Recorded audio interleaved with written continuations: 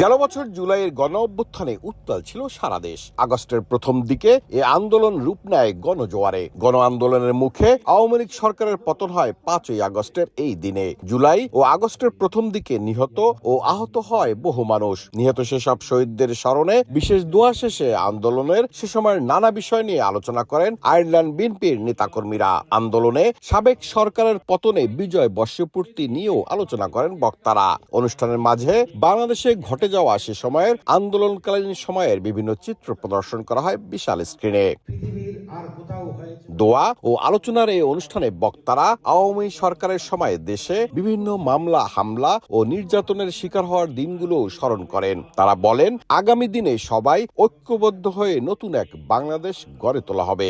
Fascist Hasina পতনের পর 1 বছর অতিবাহিত হচ্ছে, আমরা 1 বছর পালন করছি। যারা শহীদ হয়েছেন তাদেরকে আমরা স্মরণ করছি। আগামীতে কোনোদিন আর এই ফ্যাসিস্ট কোনো সরকারের জায়গা করে না দেয়। বাংলাদেশকে সুন্দরভাবে গড়ার লক্ষ্যে যেই সরকারি ক্ষমতা আসুক, তারা যেন দেশকে সুন্দরভাবে পরিচালিত করে।